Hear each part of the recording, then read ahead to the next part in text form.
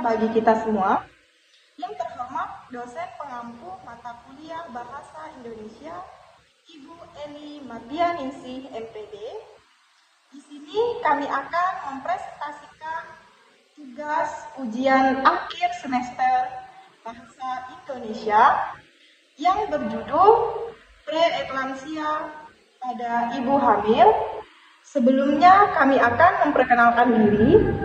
Perkenalkan, saya Agustina Agustin sebagai moderator. Saya Mariana Yulisara sebagai penyaji materi. Saya Vera Yulianti sebagai penyaji materi. Saya Linda sebagai penyaji materi. Latar belakang dari preeklamsia. Preeklamsia merupakan salah satu masalah utama karena preeklamsia mempengaruhi sistem dalam tubuh. Preeklamsia terjadi ketika hipertensi atau tekanan darah ditemukan lebih dari atau sama dengan 140/90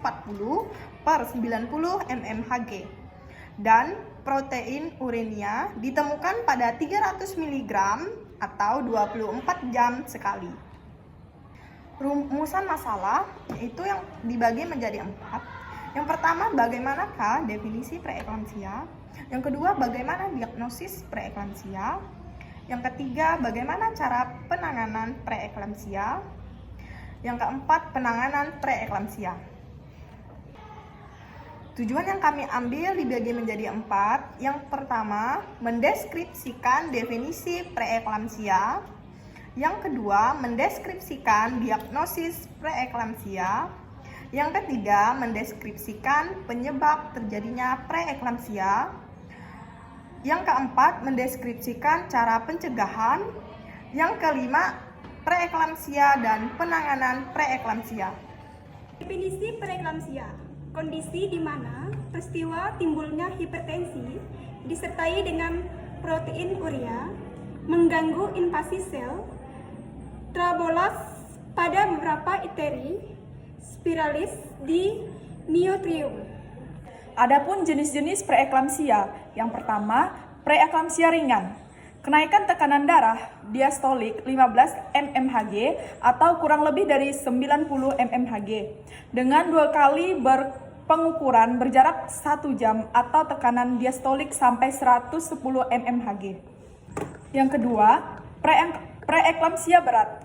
Tekanan diastolik kurang dari 110 mmHg, protein urin positif 3, oleuria atau urin 5 gram liter, hiperleksia, gangguan penglihatan, nyeri epigastrik, terdapat edema dan cyanosis, nyeri kepala, gangguan kesadaran.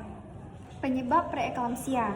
Riwayat preeklamsia seorang wanita yang memiliki riwayat preeklamsia atau riwayat keluarga dengan kasus preeklamsia, maka akan meningkatkan resiko terjadinya preeklamsia pada kehamilan yang dialaminya. Faktor risiko preeklamsia. Penyebab dari terjadinya eklamsia dan preeklamsia sampai saat ini belum diketahui. Hipertensi, faktor-faktor etiologi preeklamsia dan eklamsia bisa diklasifikasikan menjadi 4 kelompok, yaitu genetik, imunologik, gizi, serta infeksi. Adapun genetik adalah informasi yang dimiliki setiap sel makhluk hidup yang dapat diwariskan kepada keturunannya. Imunologi adalah sebuah studi yang berkaitan dengan sistem kekebalan tubuh. Kehamilan ganda, kasus preeklamsia dan eklamsia pada umumnya lebih sering terjadi pada wanita yang mengandung bayi kembar 2 atau lebih.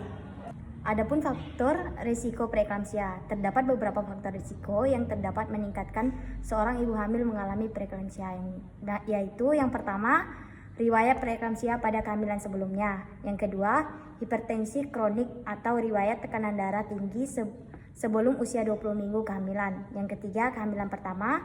Yang keempat, kehamilan pertama dengan pasangan baru. Yang kelima, usia lebih dari 40 tahun.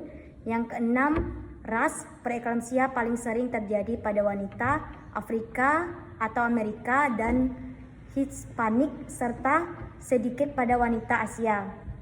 Yang keenam, obesitas. Yang ketujuh, kehamilan ganda atau lebih.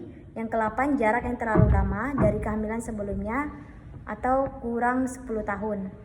Yang ke-9, memiliki kondisi medis tertentu seperti diabetes tipe 2, penyakit ginjal atau lupus.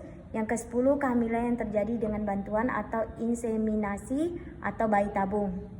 Primigravida pada wanita yang memiliki kasus primigravida, proses pembentukan antibodi penghambat atau blocking antibodies belum sempurna. Hal ini disebut yang meningkatkan resiko terjadinya preeklamsia. Epigastrium adalah bagian regio abdomen yang terletak di bagian atas lambung. Nah, bagian epigastrium terdiri dari lambung, hati, pankreas, usus 12 jari, limpa, dan kelenjar adrenal. Epigastrium dapat terdorong ke atas ketika seseorang sedang bernapas karena adanya kontraksi diafragma. Diagnosis preeklamsia. Preeklamsia seringkali ditemukan saat janji prenatal rutin ketika dokter kandungan memeriksa kenaikan berat badan, tekanan darah, dan urin ibu. Bila dokter mencurigai preeklamsia, ia bisa merekomendasikan beberapa pemeriksaan berikut. Yang pertama, tes darah tambahan untuk memeriksa fungsi ginjal dan hati. Yang kedua, pengambilan sampel urin 24 jam untuk melihat proteinuria. Yang ketiga, USG dan pemantauan janin lainnya untuk memeriksa ukuran bayi dan volume cairan ketuban. Kemudian, seorang ibu hamil bisa dipastikan mengidap preeklamsia bila yang pertama terdapat tanda-tanda kerusakan ginjal atau hati, kemudian rendahnya jumlah trombosit, penumpukan cairan di paru-paru, kemudian sakit kepala dan pusing, dan yang terakhir mengalami gangguan penglihatan atau melihat bintik-bintik. Adapun pengobatan preeklamsia, penanganan preeklamsia biasanya tergantung pada beberapa masalah kesehatan tersebut dan seberapa jauh usia kehamilan ibu.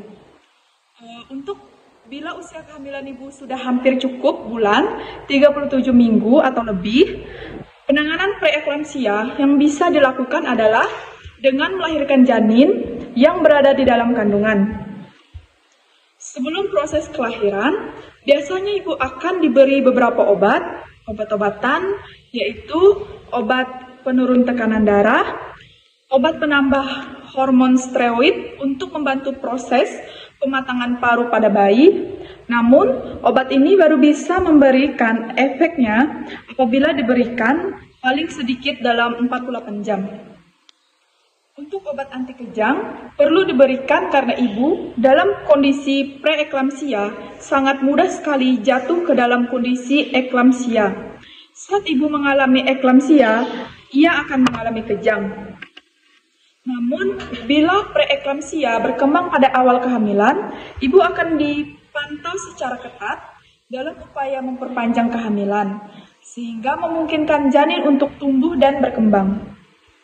Ibu mungkin perlu melakukan lebih banyak janji prenatal termasuk pemeriksaan ultrasound, tes urin, dan pengambilan darah.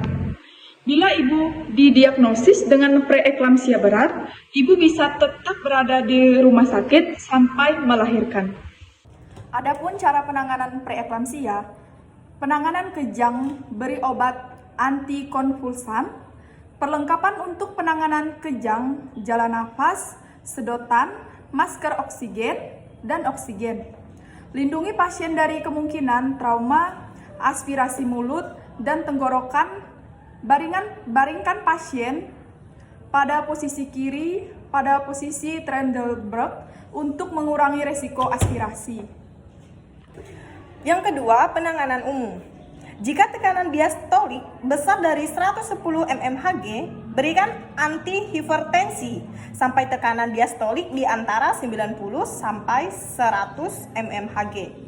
Pasang infus ringer laktat dengan jarum besar, yaitu 16 gua G atau besar. Ukuran keseimbangan cairan, jangan sampai terjadi overload. Kateterisasi urin untuk pengeluaran volume dan proteinuria. Jika jumlah urin kurang dari 30 ml per jam, infus cairan dipertahankan 11 sampai 8 jam kali. Pantau kemungkinan edema paru, jangan tinggalkan pasien sendirian. Dapat disimpulkan, preeklamsia adalah proses terjadi pada ibu hamil, biasanya setelah 20 minggu kehamilan yang ditandai oleh pengikatan tekanan darah dan adanya protein dalam urin. Kondisi ini dapat berpotensi membahayakan ibu dan janin jika tidak ditangani dengan baik. Penyebab pasti preeklamsia belum diketahui, namun faktor genetik, kekebalan tubuh, dan masalah pada pembuluh darah plasenta diduga berperan. Adapun sarannya untuk tenaga kesehatan untuk dapat meningkatkan kualitas dan kuantitas pelayanan pemeriksaan kehamilan sehingga dapat mendeteksi kelainan pada ibu hamil sejak dini dan meningkatkan penyuluhan tentang tanda bahaya kehamilan agar angka kejadian preeklamsia menurun. Sekian video presentasi dari kami. Jika ada kesalahan kata, kami mohon maaf. Terima kasih.